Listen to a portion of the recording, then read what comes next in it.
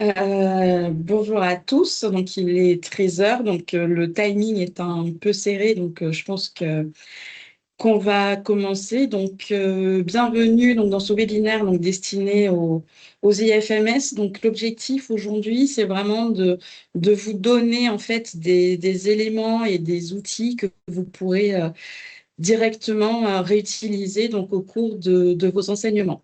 Donc, les thématiques, donc, ça sera le DASRI, la tenue professionnelle, les dispositifs intraveineux et puis un petit point sur les actus.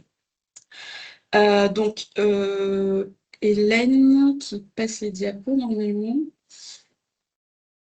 Voilà. Donc, vous pourrez poser vos questions dans le chat. Donc, on fera une petite session questions à la fin de chaque intervention. Si vous avez besoin d'une attestation de connexion, donc vous pourrez la demander par mail à l'adresse cepias-occitanie@chu-toulouse ou montpellier.fr. Et dans les jours qui suivent, vous pourrez retrouver sur le site internet le replay et les différents supports dans la catégorie animation, formation et webinaire passé. Donc, je propose qu'on commence par Emmanuel Saribière, donc, qui va nous présenter le nouveau guide des déchets sorti en 2025. Bonjour à tous, merci pour votre attention. Donc effectivement, on m'a chargé de vous présenter le nouveau guide ministériel qui est sorti en mai 2025, pardon, et qui a fait bien sûr l'objet de nombreux groupes de travail et de débats. Et donc je vais vous présenter ici les grandes lignes d'un peu ce qui change et ce qui ne change pas. Donc diapo suivante. Donc effectivement, hein, si on revoit effectivement ce guide, on peut passer à la diapo suivante. On a effectivement une réflexion qui a été menée, hein. Donc si on regarde un petit peu les chiffres pour nous aiguiller dans notre réflexion, on a un poids écologique, hein, puisqu'on produit à peu près dans le secteur sanitaire et médico-social 700 000 tonnes de déchets, ce qui représente 8% d'émissions de gaz à effet de serre. Et que vous savez que la loi a évolué dans le cadre légal avec la loi AGEC, hein, qui oblige les établissements depuis février 2020 à faire un tri sur 7 flux, hein, et notamment papier, métal, plastique et verre, et on y reviendra. Et bien sûr, le Ségur de la santé qui a annoncé dans sa mesure 14 d'accélérer la transition écologique à l'hôpital. Donc, fort de ces constatations, on peut dire aujourd'hui que le tout d'Asri n'est pas par précaution plus tenable, hein, de faire ça. Bon, le principe de précaution, mais quoi, on verra. Et donc, il faut désaturer la filière jaune pour, bien sûr, réfléchir à comment on peut réorganiser cette filière et en tenant compte du contexte environnemental. Alors, l'objectif de ce guide n'est pas de refaire passer, je vais prendre une idée schématique, mais du sac jaune au sac noir, hein, ça n'a aucun intérêt, ou du noir au jaune. Il faut effectivement, au regard de ce cadre légal et de ces évolutions, réfléchir à d'autres options. Si on passe à la diapo suivante, effectivement, la première chose qui reste toujours d'actualité, c'est la chaîne des responsabilités. On a toujours dans la définition le fait que le producteur, que ce soit l'établissement ou le professionnel libéral, est responsable de son déchet, de la production jusqu'à son élimination finale. L'élimination finale entend le fait de dire qu'on est en mesure de prouver que ce déchet, de quelque nature que ce soit, ait été bien traité et éliminé, hein, donc de fournir de la documentation, avec effectivement les obligations de conventionner avec des prestataires agréés. La responsabilité de l'employeur, hein, effectivement au niveau de l'évaluation des risques, de la protection des travailleurs contre l'exposition aux agents biologiques pathogènes, et le fait donc de la réglementation du transport de la logistique pour ces différents déchets au sens large du terme. Ça, c'est la première notion qui reste. Donc, comme je vous le disais, on est dans une évolution. Donc, si on passe à la diapo suivante, on est sur ce qu'on appelle le basculement de la doctrine, hein, avec l'avis du Haut Conseil de santé publique. Donc, le passé, effectivement, quand on se représentait le déchet, on le triait par l'objet, hein, voilà, l'objet dicte le tri. Est-ce que c'est du coupant, piquant, tranchant? Oui, on le met dans tel contenant, etc., etc. Et on arrivait vite à des saturations de la filière par des déchets qui n'étaient pas forcément infectieux, notamment, mais qui concouraient à cette saturation. Aujourd'hui, on revient un petit peu, ce qui était dit dans la définition précédemment, hein, c'est que c'est le producteur qui va trier donc, et orienter son déchet. Donc, on va en faire un tri parce qu'on peut dire par la clinique. Donc, c'est l'évaluation du soignant qui va dicter le tri. C'est lui qui va être en mesure de dire si oui ou non ce déchet est à risque infectieux. Et on verra après dans le détail.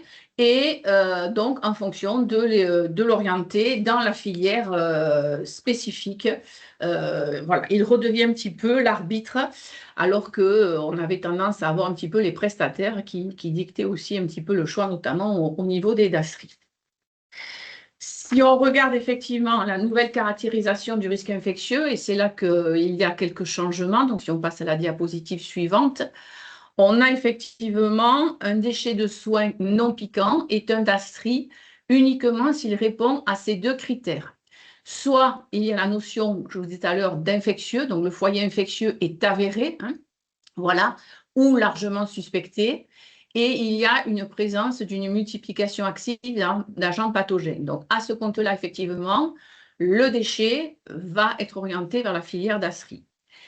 Le deuxième item à prendre en compte, et qui est alors pas forcément une nouveauté, mais quoique, c'est le risque d'écoulement. C'est-à-dire, je prends l'exemple de ma compresse, une compresse avec une tache de sang quand on a fait un dextro ou un prélèvement sanguin, il n'y a pas de risque d'écoulement, donc cette compresse peut partir dans les déchets d'activité économique. Alors, avant d'aller plus loin, il est quand même important de se rendre compte voilà, des termes que l'on emploie. Donc, les déchets d'activité économique ou déchets d'activité de soins font partie de ce qu'on peut rattacher à un établissement. Le DAOM, c'est de l'ordure ménagère. Ça n'a jamais existé dans voilà, la définition d'un établissement. Donc, dans un établissement, on a des déchets d'activité de soins dans lesquels il y a des déchets d'activité à risque infectieux ou pas, et en fonction des filières. Donc, si on revient au risque d'écoulement, la condition stricte, c'est que si ce déchet risque de couler, hein, voilà, là, effectivement, on va pouvoir l'orienter dans les lasseries. Quoi qu'il en soit, les conditionnements devront être adaptés, correctement manipulés, fermés, etc. Mais on y reviendra. Hein, voilà. Donc, si ça coule avec un risque d'asserie, si c'est infecté ou une forte suspicion d'asserie, pour le reste, ça va prendre les filières. Hein, voilà. Donc, on va s'exonérer. Le risque psycho-émotionnel aussi, voilà, n'est pas à prendre en compte, bien que ce soit toujours un argument que nous opposent les prestataires dans les discussions que nous avons eues avec ce guide.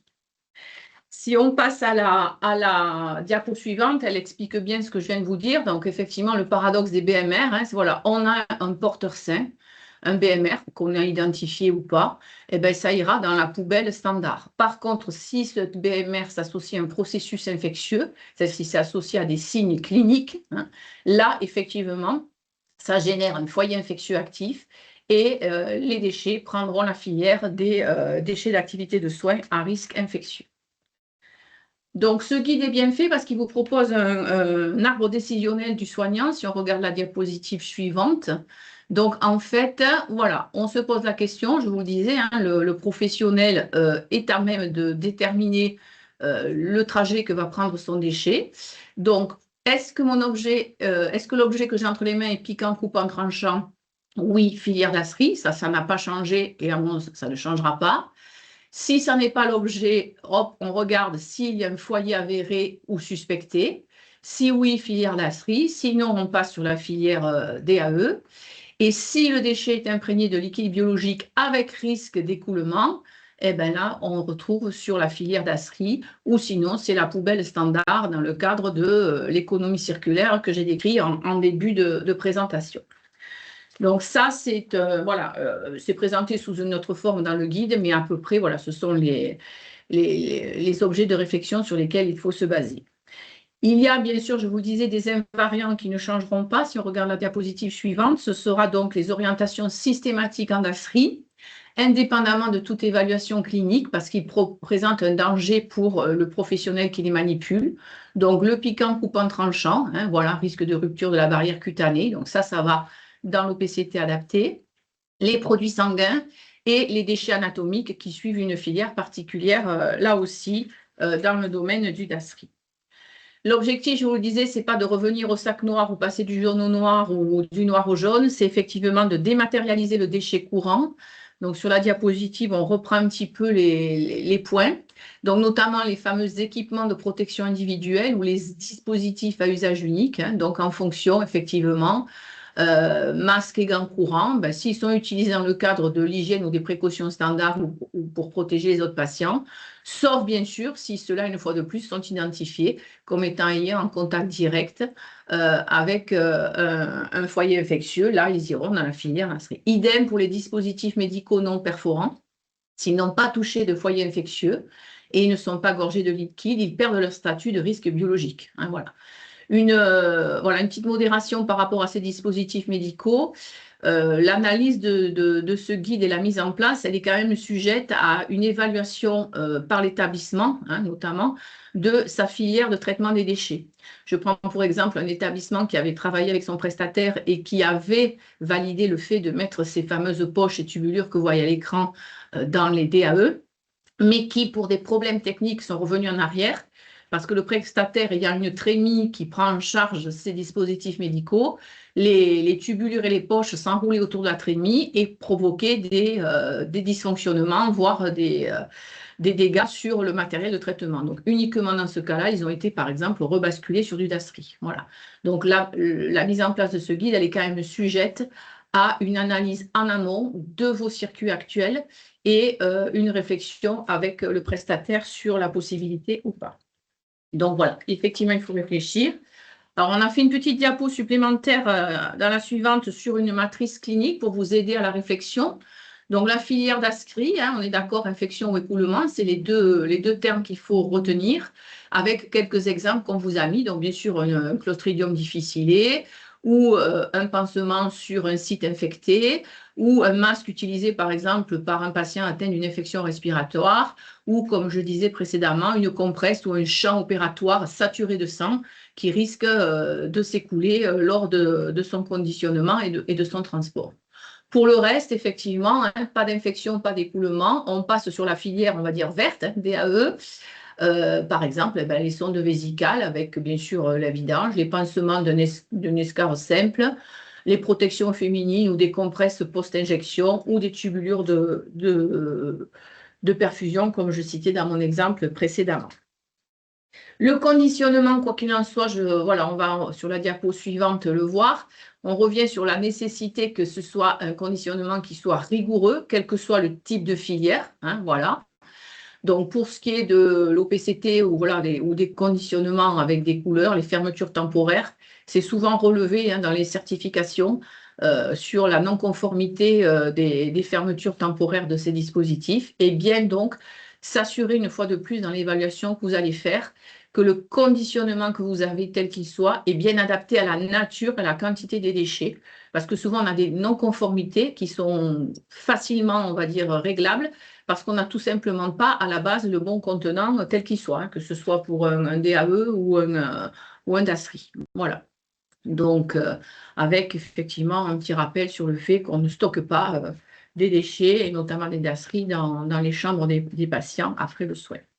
Il faudrait bientôt conclure, Emmanuel. Oui, on arrive effectivement à une notion importante sur la dernière diapo, c'est la traçabilité, hein, la mise en place de track déchets qui va finaliser la fin de la traçabilité papier. Et si on passe à la diapo suivante, le système qualité qui serait bien de mettre en place dans les structures. Et juste après, pour conclure, donc la diapo sur le rôle, en tant que vous, voilà, c'est une formation des futurs soignants, c'est de transmettre ce nouveau paradigme, hein, puisqu'effectivement, ils vont être au centre de l'expertise clinique avec ces nouvelles notions à développer que sont l'éco-responsabilité et bien sûr la sécurité absolue. Après, on peut passer les diapos, mais c'était juste des diapos de conclusion. Donc, voilà. Donc, ça a un impact hein, sur nos gestes au quotidien. Donc, effectivement, avec des risques, du gaspillage financier, un impact écologique, on ne va pas y revenir. Et bien sûr, une réflexion qui peut amener à un geste juste de la part des professionnels. Il doit rester encore juste une diapo sur le fait, effectivement, voilà, de conclusion, que le bon déchet dans le bon sac, c'est une protection qui vise, qui est tripartite et qui vise le soignant, le patient et la planète. Et juste après, vous avez, je vous le disais tout à l'heure, ce guide a fait l'objet de nombreuses présentations, notamment du niveau du CPIAS, et vous pouvez avoir vous avez le lien pour voir le replay et le webinaire de présentation de ce guide. Je vous remercie pour votre attention. Merci Emmanuel. Du coup, on a une question dans le chat.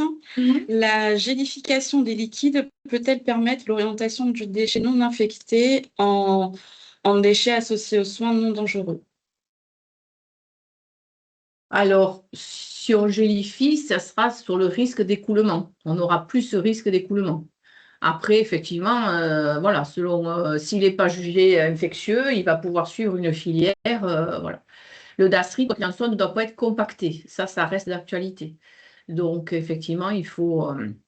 Mais si vous gélifiez qu'il n'y a pas de risque infectieux, qu'il est une fois de plus bien conditionné, il n'y a pas de raison. Voilà, hein, c'est pour sécuriser vraiment toute la chaîne de la production jusqu'à l'élimination. Voilà, parce que derrière, il y a quand même des gens qui vont manipuler dans votre établissement, hors établissement, jusqu'à l'élimination définitive. Voilà. Il faut regarder aussi les filières si vous avez de l'enfouissement ou voilà, de l'incinérateur, parce que ce n'est pas pour tout le monde pareil. Si vous avez d'autres questions, vous pouvez lever la main et je peux ouvrir les micros. Bon. Donc, c'est que c'était très clair. Merci Emmanuel. Merci à vous. Du coup, bon, si pas de questions, donc on peut passer à la présentation suivante avec Patrick Duchin, du coup, qui va nous faire un petit point sur le jeu Supertree. Oui, bonjour. Donc, pour vous aider à digérer, vous et vos étudiants, donc un peu toutes ces nouvelles recommandations, donc le groupe des déchets, outre donc une foire à questions qui est en cours d'élaboration, vous propose donc un jeu un peu sur l'univers de Mario. Donc, c'est aider Dasman donc à trier ses déchets de soins. Voilà, vous avez donc 20 situations. Et ça va permettre donc aux joueurs de se challenger par rapport à cette situation. Chaque fois, donc, les premières diapositives sont un peu un rappel, une synthèse du guide que vous a présenté Emmanuel. Ensuite, 3 ou 4 questions pour vous mettre en bouche. Et puis après, donc, le quiz en totalité, donc sur 20 questions, qui vous donnera un score à la fin pour voir où c'est que vous vous situez. Donc, chaque fois, vous avez des petites situations qui vous donne donc des situations de soins. Donc là, par exemple, vous êtes confronté à l'élimination d'un sac protecteur de sel donc d'un patient d'une EHPAD qui donc est infecté à un norovirus. Donc, qu'est-ce que vous allez faire de la poche? Voilà. Donc, à chaque fois, donc vous apportez la réponse. Si la réponse est juste, très bien, vous avez des confettis. Si elle est fausse, eh bien, écoutez, vous avez la pluie. Quoi qu'il en soit, donc au final, vous avez quand même un argumentaire qui vous aide donc à comprendre le pourquoi, du comment et le tri du déchet. Voilà, donc 20 questions. Donc entre chaque fois, à savoir, donc vous avez le choix entre les DASRI avec les DAE autres, donc autres que DASRI et déchets radioactifs. Et parfois aussi, vous pouvez être amené à choisir la filière de recyclage, voilà, en fonction du déchet qui est produit. Voilà, donc vous le retrouverez en flashant le QR code. Vous aurez accès direct avec vos smartphones ou vos ordinateurs donc à ce jeu. Voilà, et vous pouvez faire profiter vos étudiants. Voilà pour les déchets. Donc ensuite, on m'a demandé donc de vous présenter le nouveau guide tenue professionnel donc ça fait 2 années donc un groupe de travail s'est penché donc sur ce guide. Voilà, donc il est sorti donc au mois de mars de cette année. Voilà. Donc au sommaire, vous avez plusieurs choses. Et donc l'introduction, bien sûr, le pourquoi du comment, hein.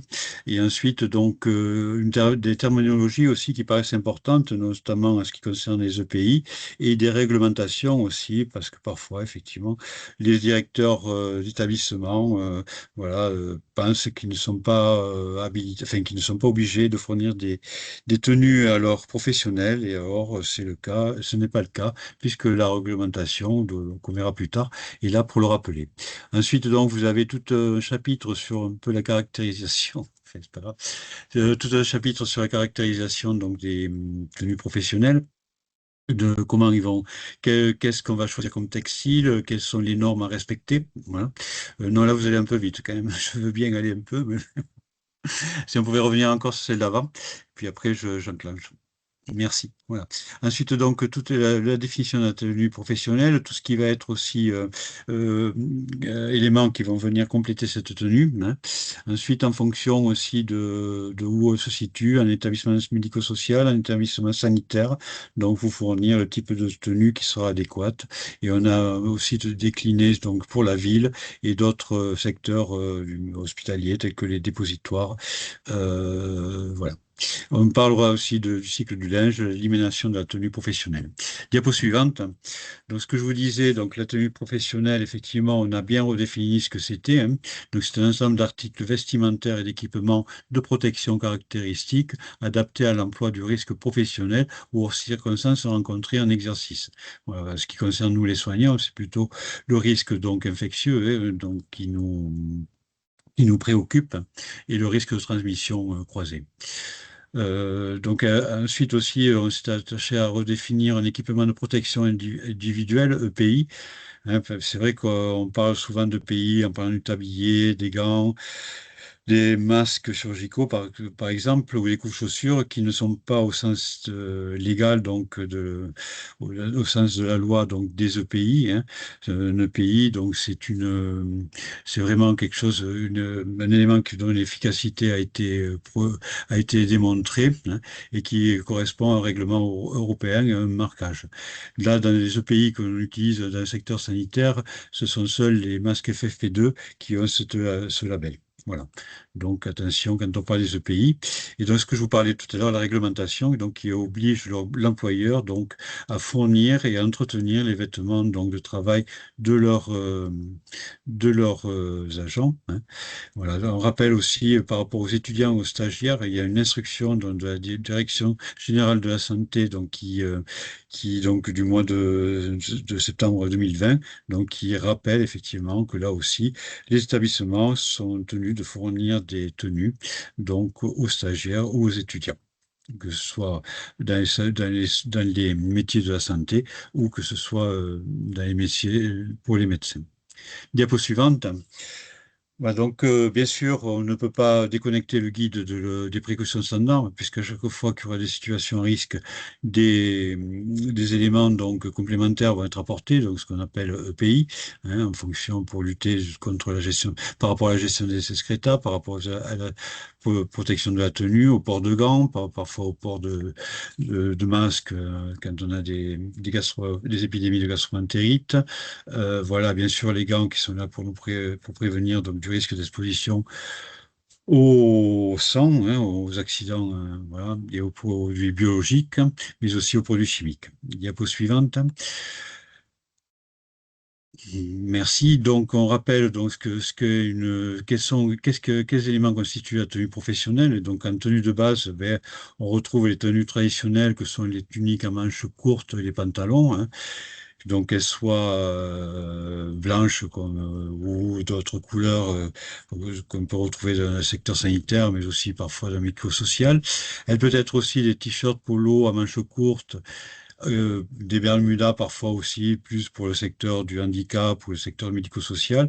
Voilà, à condition aussi qu'elles respectent quelques normes et qu'elles soient aussi entretenues et fournies par l'établissement. Ça peut être des blouses, hein, c'est souvent le cas des médecins. Bien sûr, c'est sans manches longues, courtes, pardon. Des articles chaussants dédiés donc à l'activité professionnelle. Articles chaussants, ça va être donc les chaussures. On peut redéfinir quel type on a besoin. Voilà. Bien sûr, ensuite, ensuite viennent dans les tenues de base spécifiques, plus pour les laboratoires ou pour la radioprotection, par exemple.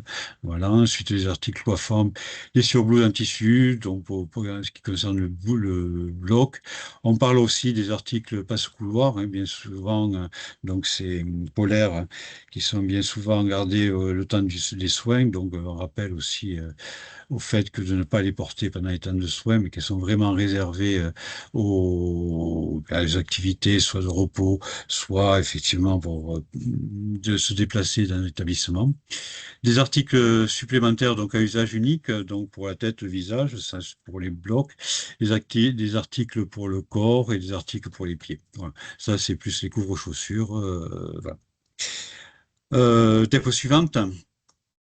Donc voilà, vous avez plein d'exemples. Donc là, ce qui est intéressant, tu peux, Hélène, vas-y, je sais pas qui c'est le passe, voilà.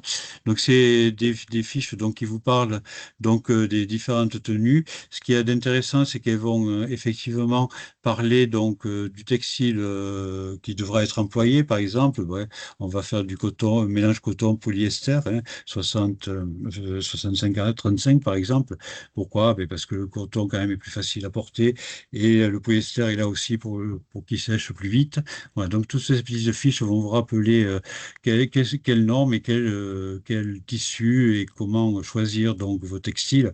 Tout ça pour éviter qu'effectivement, parfois, dans certains établissements, notamment médico-sociaux, ce soit les agents ou qu'on aille chercher des tenues dans le commerce direct et qui ne sont pas, qui ne répondent pas aux normes, notamment de lavage, des couleurs qui ne vont pas passer, hein, la température de lavage qui devrait être supérieure à 60 degrés. Voilà. Diapo suivante. Voilà, donc ensuite on va décliner donc toutes les tenues professionnelles et les compléments spécifiques donc pour les établissements sanitaires. Diapo suivante. Enfin voilà. Donc à chaque fois, non pardon, excusez-moi. Pour revenir en arrière, merci. Donc chaque fois vous aurez ce type de fiche donc qui va rappeler effectivement les catégories qui seront à employer. Voilà, qui vont ensuite donc en fonction donc détailler les éléments que l'on a besoin, hein. Voilà. Donc, ça va être, par exemple, on va rappeler aussi les prérequis, hein. Donc, absence de bijoux, bien sûr, ongles courts, cheveux attachés. La tenue de base, donc là, par exemple, on est dans un établissement spécifique. Donc, on va rappeler, donc, ben là, on aura besoin d'une tunique à manches courtes et d'un pantalon. Ensuite, on va définir des situations qui sont à risque infectieux. Donc, si vous êtes en situation de risque infectieux bas, par exemple, ben, ça sera effectivement la tenue de base. Si c'est des soins occupationnels ou relationnels, on pourra effectivement entendre que les agents portent qu'une tenue civile.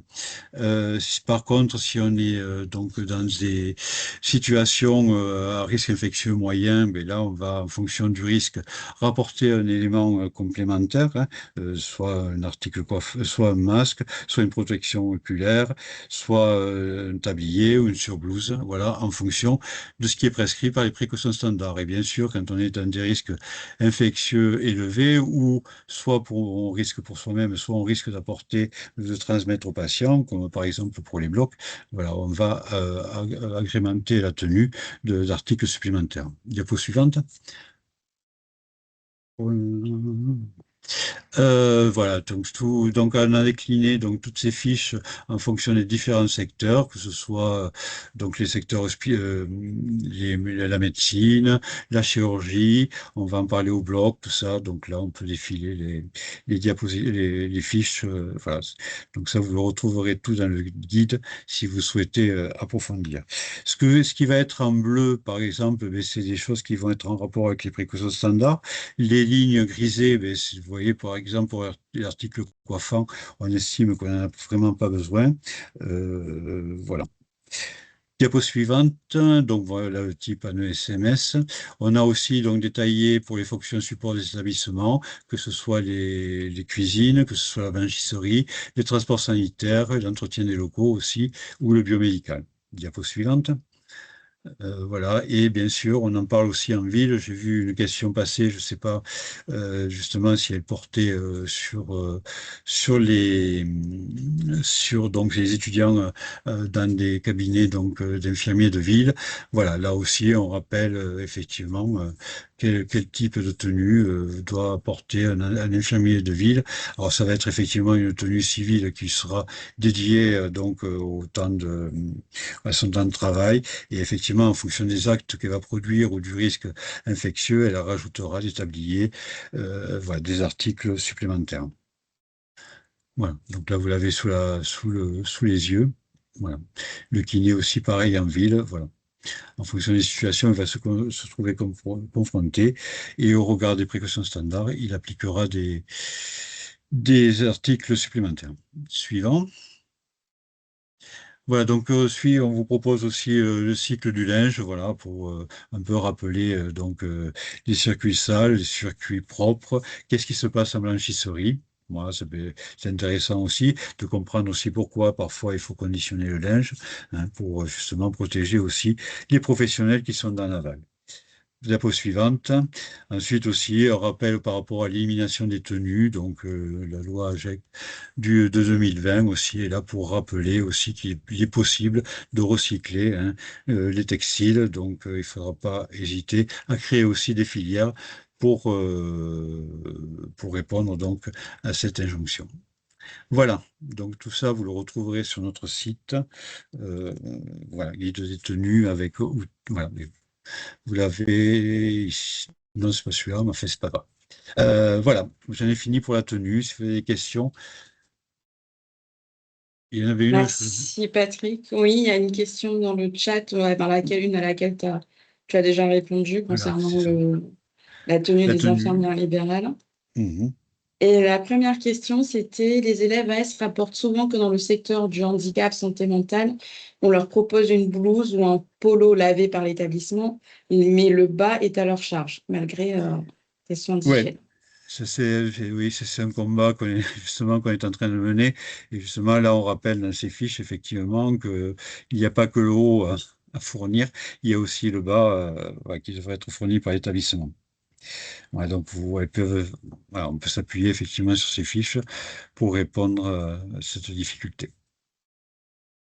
Est-ce qu'il y a Mais d'autres bon, c'est questions? pas facile parce que c'est vrai que bien souvent aussi, voilà, c'est difficile de faire. On est aussi confronté au mode éducatif d'un secteur de handicap, donc il y a un peu cette dualité entre ces deux approches, sanitaires et éducatives. Voilà, c'est pas toujours facile de faire passer les messages. Alors, on a une autre question qui ne porte pas sur la tenue à proprement parler, enfin si sur les EPI. Faut-il porter des gants pour l'élimination et le tri des déchets après la pose d'un dispositif intraveineux? Petit, il faut porter des gants. Une fois enfin, surtout quand vous allez éliminer effectivement le cathéter, enfin le trocar. Après, bon, je veux dire, vous l'avez mis dans la petite pochette, vous pouvez très bien enlever les gants, fermer le sac poubelle et transporter les déchets comme ça. Il n'y a pas quand même de risque infectieux majeur pour l'élimination de ce type de déchets. Voilà, on est plus effectivement au port de gants quand on est confronté à des liquides biologiques, c'est-à-dire ben, quand on a changé des draps qui ont été salis, quand on a changé des et potentiellement contaminés. Voilà. Je sais pas, Hervé, tu voulais compléter peut-être? Non, je voulais juste dire que c'était important c'est de pas garder les gants pour faire d'autres actions. En fait, une fois qu'il a servi, on a éliminé, comme tu l'as dit, Hmm. l'objet tranchant ou l'objet piquant. On enlève les gants et on fait une hygiène des mains. Voilà, c'est des réflexes à Hmm. vraiment à avoir ça. Merci. Donc, il n'y a pas d'autres questions. Donc, je propose Merci. qu'on reste sur les dispositifs intraveineux avec Hélène Bruyère. Merci Béa, bonjour à tous. Donc oui, effectivement, bonne transition, hein. Je vais vous parler dans des dispositifs intraveineux et des outils qu'on peut vous proposer au niveau régional, mais aussi au niveau national. Donc, comme vous le savez, toutes les mesures, toutes les bonnes pratiques s'appuient sur des recommandations et avis, entre autres de la SF2H, hein, sur les chambres à cathéter implantables de 2012, les PIC 2013, les cathéters périphériques et les sous-cutanés 2019. Et il y a eu un avis en 2024 concernant le rinçage pulsé. Vous avez le lien sur cette diapo pour accéder au site de la SF2H et retrouver ces recommandations. On voulait vous faire un petit focus sur les pics et les midlines, parce qu'on a aussi en parallèle pas mal d'outils à vous proposer à ce sujet. Donc, par rapport aux pics, petit rappel, hein, les pics sont des cathéters veineux centraux à insertion périphérique pour une durée qui est longue, de positionnement qui est longue, qui est inséré donc en périphérique, posé sous éco-guidage dans des secteurs avec air maîtrisé. On en a une, deux ou trois lumières avec ou sans valve intégrée, certains sans haute pression, d'autres non. C'est indiqué pour un traitement supérieur à 7 jours et ça peut aller jusqu'à 3 mois et on peut injecter des produits irritants ou vésicants. Là, vous avez des photos des différents types de pics.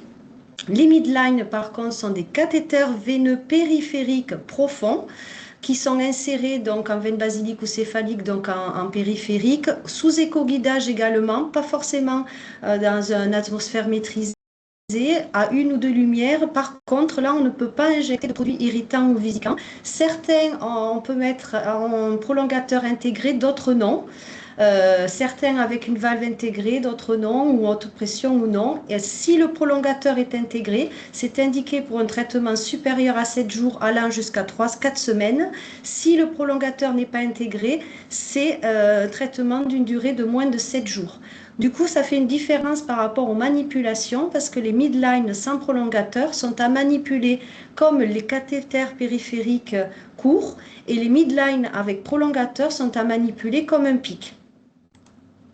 Donc, dans les bonnes pratiques, je ne vais pas passer 2 heures dessus, mais vous aurez donc le support disponible avec le replay sur notre site de ce webinaire. Mais au niveau des manipulations et changements des lignes, des pics ou des midlines avec prolongateur, la manipulation, quand elle se fait en proximal, le proximal, c'est la première jonction qui est au plus près du point d'insertion du cathéter.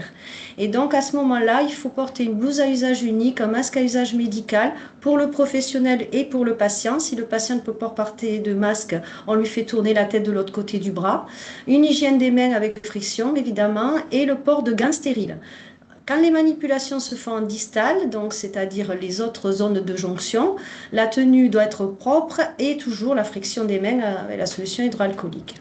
Pour toute manipulation de valve et robinet, une désinfection avec des compresses stériles et de l'alcool à 70 pendant 15 secondes est indiquée et chaque fois qu'on enlève un bouchon d'un robinet, on le remplace par un bouchon propre. Au niveau du changement des lignes, la ligne principale doit être changée tous les 4 jours. Les lignes secondaires seront changées tous les jours si c'est des préparations en conditions standards ou si c'est des perfusions de lipides ou entre chaque perfusion si on a des produits incompatibles ou des produits sanguins. Au niveau du rinçage pulsé, donc on s'appuie évidemment sur l'avis de la SF2H de 2024. On va le faire quand? Après toute injection, perfusion ou prélèvement sanguin. Et si le dispositif est utilisé en discontinu, on le fera avant et après. Et s'il n'est pas utilisé, ça sera tous les 7 jours. Il se fait avec une injection de 10 ml minimum de sérum physiologique par 10 poussées successives. C'est le principe du rinçage pulsé. Et là, on peut aller jusqu'à 20 ml si on a fait passer du sang ou un bilan sanguin. Et il faut toujours utiliser une seringue minimum de 10 ml pour éviter les surpressions. Au niveau du pansement, que ce soit pour les deux dispositifs, le pansement se fera 24 heures après la pose, puis tous les 7 jours et bien sûr, s'il est souillé ou décollé, on va le refaire immédiatement.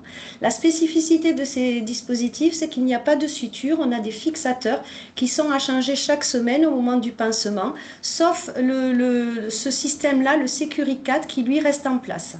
Et pour cela, comme on va être carrément sur le pansement, on va porter une blouse à usage unique, un masque à usage médical professionnel et patient ou tourner la tête du patient, charlotte, gants non stériles possibles pour le retrait et gants stériles pour la réfection du pansement, l'antisepsie. Si on a mis des gants stériles pour le retrait, il faudra changer de paire de gants stériles avant d'attaquer la phase d'antisepsie. Donc, on retire le pansement, le fixateur, on inspecte le site et on contrôle la longueur externalisée. Ça, c'est un point important parce que si ça a bougé par rapport à la fois d'avant, on s'arrête et on contacte le médecin parce que ça veut dire que le cathéter a bougé. Avec des gants stériles, on va faire une détertion préalable si la peau est souillée avec de l'eau et du savon doux stérile et une antisepsie du point d'insertion avec un antiseptique alcoolique et après on applique le nouveau fixateur et on met un pansement transparent pour voir le point de ponction et le surveiller et évidemment l'hygiène des mains avec la solution hydroalcoolique. Un petit point sur les valves bidirectionnelles qu'on a vu apparaître au moment où les pics ont été posés de plus en plus. En fait, je parle des valves bidirectionnelles. On a 3 types de valves.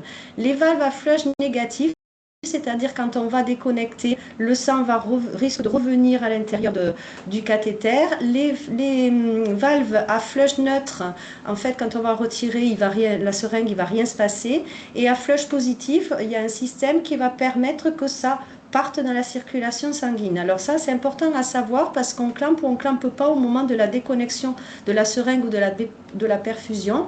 Donc négatif et neutre, on clampe et positif, on ne clampe pas parce que si on clampe, on va ne pas favoriser l'action de cette valve. Les valves bidirectionnelles peuvent remplacer un robinet. Ce n'est pas une obligation de les mettre. C'est très intéressant au niveau sécurité quand on a une perfusion en discontinu.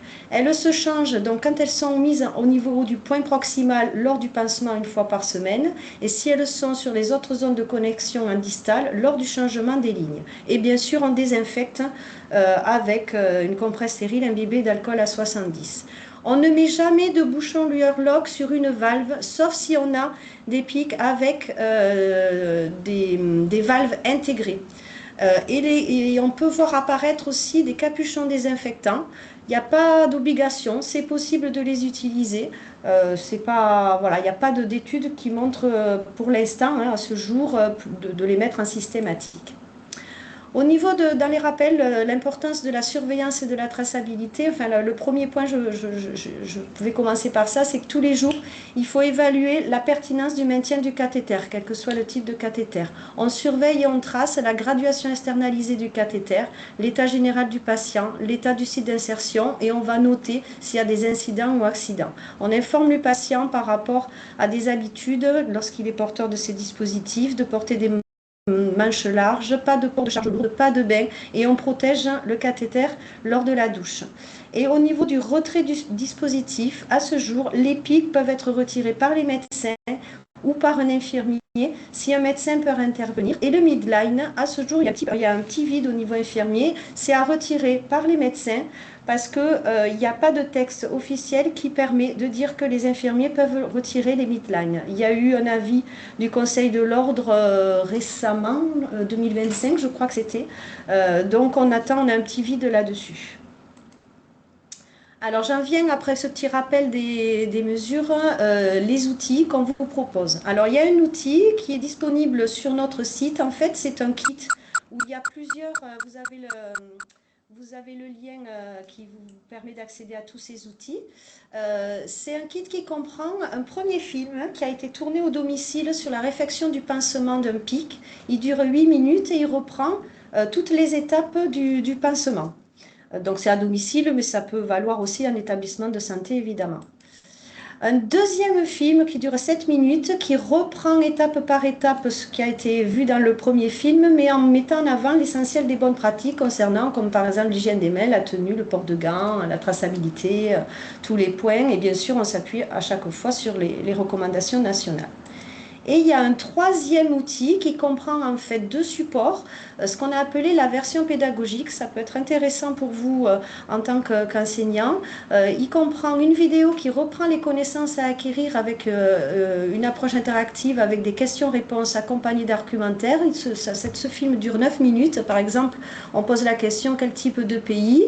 On va répondre et après les bonnes réponses vont s'afficher et l'argumentaire avec les recommandations va apparaître dans la phase suivante du film. À cette vidéo-là s'ajoute en complément un quiz en ligne qui permet aux formateurs et aux apprenants de tester leurs connaissances. Alors ce quiz en ligne, il a été fait sur la plateforme La Digitale. Donc on a fait un mode d'emploi pour pouvoir accéder et utiliser ce quiz. Et on avait fait un webinaire en mai 2025, donc il y a un an, pour présenter les modalités d'utilisation de ce kit, de ce quiz. On a d'autres outils aussi sur notre site concernant les valves, 2 affiches, comment s'y retrouver, les valves bidirectionnelles, et puis une application smartphone où vous avez le QR code qui permet aussi de définir les valves, les différentes valves possibles et comment les utiliser. Dans les outils qu'on vous propose, on a aussi une affiche sur les midlines, une affiche sur les cathéters sous-cutanés et un webinaire qui s'était déroulé en 2022 sur la prise en charge à domicile d'un patient porteur d'un PIC ou d'un midline. Le webinaire est en replay et le support est disponible. Et vous avez donc sur le site du CEPIAS le chemin pour accéder à tous ces outils. Au niveau national, il y a d'autres outils, la mission SPIADI qui est tout ce qui est prévention du risque infectieux lié au dispositif intravasculaire, qui a créé cette année des affiches sur les cathéters centraux, les modalités de pose, la pose sur un cathéter à chambre implantable, la réfection du pincement sur ces cathéters centraux, la manipulation proximale d'une ligne en distale, sur les cathéters périphériques et les midlines sans prolongateur intégré, la pose et les manipulations, et sur les midlines avec prolongateur intégré, la pose, la réfection, les manipulations en proximale et en distale. Le lien, là, c'est le lien pour accéder au site de SPIADI.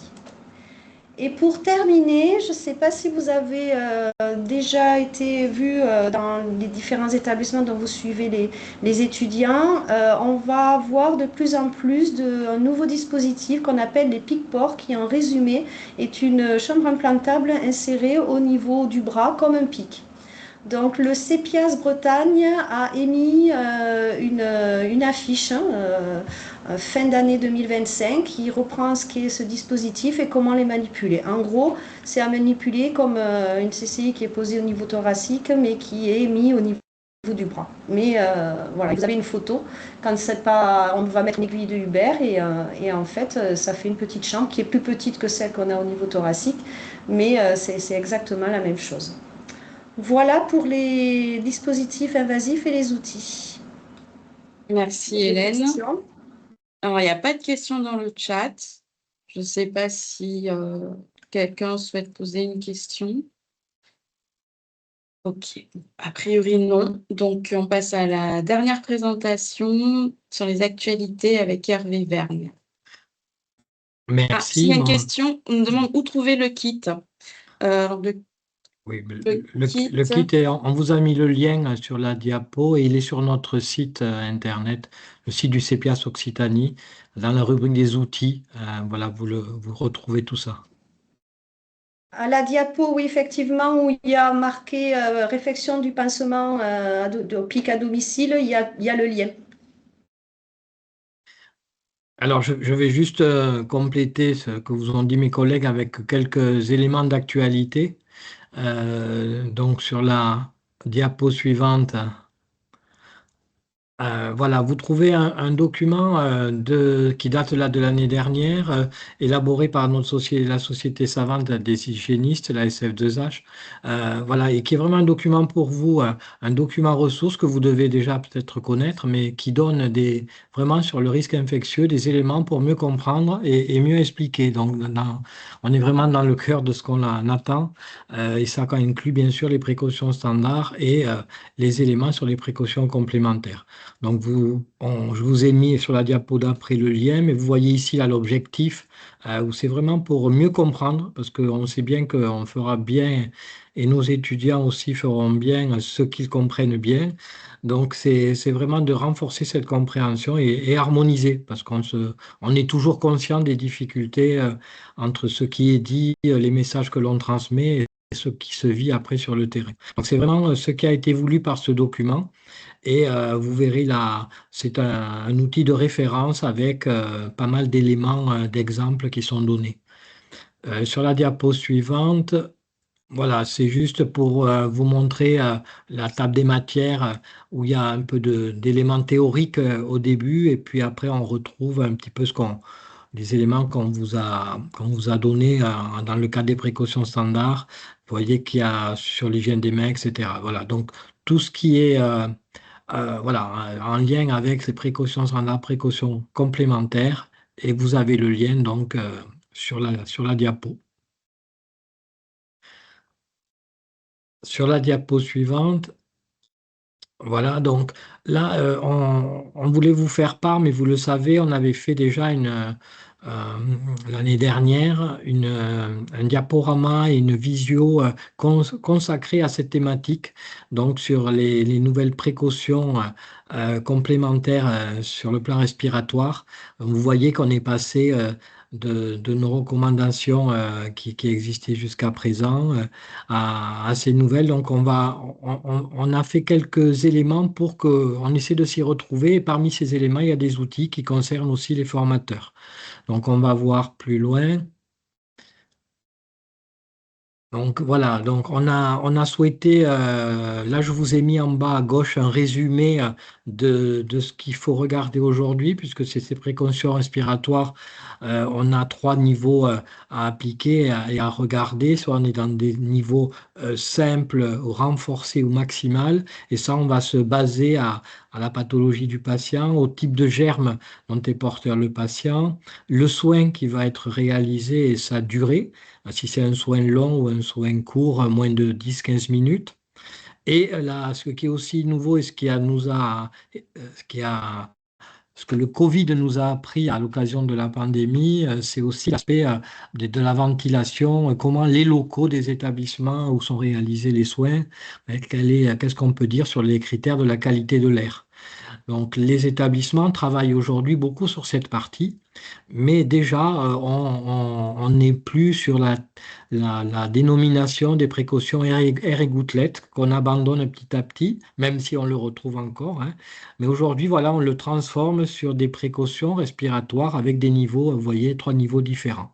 Donc, pour mieux vous expliquer tout ça, on a fait un diaporama et avec le groupe Intercepias, vous voyez, le logo, c'est vraiment le réseau des CEPIAS.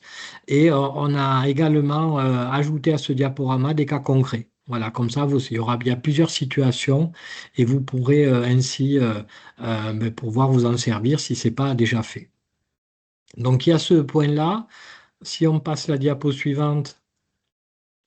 Je crois que j'avais changé, mais bon, tu peux mettre la suivante, on reviendra à celle-là. C'est peut-être pas mon dernier diapo, ça. Voilà. Donc là, il y avait en parallèle avec ces outils sur la précaution respiratoire, donc on a ce document-là qui aide les établissements surtout, mais je vous l'ai mis parce que ça fait partie du kit. C'est un travail Intercepias aussi pour mieux comprendre le choix des masques, que ce soit les masques à usage médicaux, chirurgicaux ou les APR, les appareils de protection respiratoire, masques FFP2. Donc, à l'intérieur de ce document, qui est sous un format simple de 2 fiches, mais il y a beaucoup de liens qui sont intéressants et allez les voir, allez regarder, ça aide vraiment à mieux comprendre l'intérêt de tel ou tel masque. Donc ça fait partie du kit également. Si on continue, voilà. Également, on a travaillé aussi dans le groupe Intercepias sur ce qui est le plus complexe pour les établissements, les structures, c'est de travailler sur le carnet sanitaire de l'air, hein, avec souvent le besoin de mesurer la quantité de CO2 qui se dégage dans les structures. Donc, il y a tout un travail qui a été fait par l'Intercepias qui vient d'être finalisé. Et vous voyez en bas à droite, donc cette affiche-là qui vient tout juste, qui est arrivée hier, donc on vous la refera passer, hein, celle-là. Donc c'est un QR code qui renvoie aux différents outils dont je viens de vous parler. Voilà, donc vous retrouverez le choix des masques, le carnet sanitaire, les outils pour vous les formateurs. Voilà, et il y a en même temps aussi des recommandations pour les secteurs du médico-social. Donc, vous voyez, c'est vraiment un outil complet qui vient de sortir et qui pourra sûrement vous aider pour mieux transmettre ces nouvelles informations. Donc, si on fait juste le retour en arrière pour l'autre document. Voilà. En parallèle, a été réalisé par des équipes du CEPIAS Grand Est. Donc, ces aventures de Marcel en hygiène. Alors, la saison 1 existait déjà. Je ne sais pas si certains l'ont vu, mais ça permet, sous un format ludique, voilà, de suivre les aventures de ce personnage. Et donc là, c'est ciblé cette saison 2 sur la transmission par voie respiratoire. Voilà, donc je vous ai mis le lien en bas. Donc, je vous engage à aller voir de plus près ce dont il s'agit et vous amuser à jouer et à le suivre dans ses aventures. Donc ça, on l'a dit, ça on l'a passé. Et peut-être c'est la dernière. Je voulais aussi vous dire que je ne sais pas si vous connaissez cette appli, ce bug control, qui est quelque chose qui est proposé par la mission nationale MATI trouvé sur le site du REPIA, Prévention des infections. Donc bug control, ça permet vraiment, je vous conseille de le mettre sur votre smartphone et puis vous pouvez à partir de là le questionner dès qu'il y a ou si vous abordez un scénario sur le cas de Galles, sur un cas de rougeole, en fonction du germe, vous allez pouvoir facilement aller regarder quel type de mesures sont préconisées, le traitement, etc. Donc ça, c'est vraiment intéressant et en plus, on a la primeur de la mise à jour des précautions respiratoires dont je viens de vous parler. Voilà, vous voyez en bas les autres mises à jour puisqu'il y a également un accès direct à RespiGuide, qui est un outil aussi qu'il propose pour travailler en équipe, donc dans une groupe avec des étudiants, c'est tout à fait faisable sur l'hygiène respiratoire. Ils ont intégré les nouveaux agents infectieux, même ceux qui émergent, avec un accès aussi plus fluide et que ce soit aussi plus lisible dans l'utilisation. Voilà, donc la nouvelle version, elle est en place et si vous ne le connaissez pas, je vous engage à aller voir Bug Control. Merci Hervé. Est-ce que tu peux nous dire où trouver tous ces outils? Alors, à chaque fois, il y a les liens en bas parce qu'on ne les trouve pas tous au même endroit. Et pour les outils concernant les précautions respiratoires, voilà, il faudra se fier au QR code là, parce que pour l'instant, on n'avait pas d'endroit où les retrouver. Mais on fera une info peut-être à part par rapport à ça. Et on a prévu d'en faire une actualité qui apparaîtra sur le site du CPAS Occitanie. Donc voilà, quand le support sera disponible en replay et vous aurez les liens directement sur le support et vous pourrez accéder aux outils. Bon, s'il n'y a pas d'autres questions. On peut peut-être départager, enlever le partage, oui. En tout cas, je voulais dire qu'on était très content puisque vous étiez plus de 50 à vous être inscrits et on voit qu'il y a 54 qui suivent cette visio. Donc, merci en tout cas d'être présent. Donc, je ne sais pas si ce type de support de présentation correspond à vos attentes. Voilà, si vous voulez mettre quelques commentaires, voilà, hein, allez-y. Si jamais on peut, on essaie de faire ça chaque année. Voilà, ça fait 2 ou 3 ans qu'on fait ça. Donc, j'espère que ça apporte pour que les étudiants et vous soyez mieux informés. Alors, pour télécharger les supports des présentations, vous pourrez aller sur le site du CPS Occitanie dans la rubrique animation, formation et ensuite webinaire passé. Et là, vous pourrez retrouver le replay du webinaire et toutes les présentations. En tout cas, j'espère que cela vous a été utile, que ces outils pourront vous servir pour vos différentes formations, enseignements. En tout cas, n'hésitez pas à nous contacter si besoin, si des questions ou autres. Oui, on voit sur le chat que ça a l'air de bien correspondre. Il y a quelqu'un qui nous dit que c'est un peu court, mais c'est vrai qu'on essaie de ne pas vous solliciter trop longtemps non plus. Puis je vois que c'est tout à fait ce que nous attendions. Merci. Merci pour les présentations. Donc, a priori, c'est super car Ok. voilà, les étudiants posent beaucoup de questions. Donc voilà, ben, écoutez, tant mieux si ça répond, c'est Voilà. vraiment Et n'hésitez pas l'objectif. aussi à nous faire part peut-être de vos demandes, s'il y a une thématique en particulier que vous souhaitez aborder. Parce que c'est vrai qu'à chaque fois, on se pose la question de quoi aborder. Mais voilà, n'hésitez pas à nous solliciter, à nous contacter. Bon, écoutez, ben, je vous souhaite à tous une très belle après-midi, on va dire, ensoleillée et chaude. Et puis, bah, à très bientôt. Merci beaucoup aussi aux intervenants. Merci. Au Merci, revoir. au Merci, au Au revoir. revoir. Merci à tous, au revoir.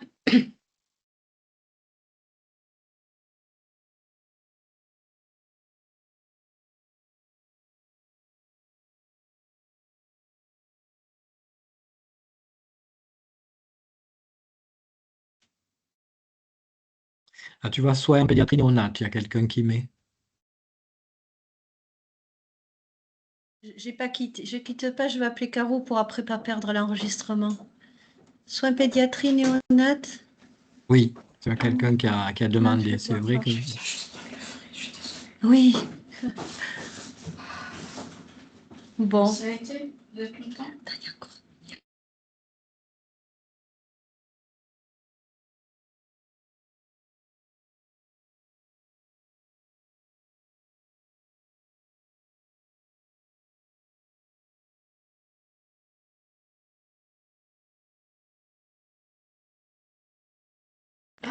Hervé, je vais chercher Caro Oui, parce que je sais jamais, je voudrais pas perdre l'enregistrement. Je vois qu'il y a encore des gens qui sont connectés.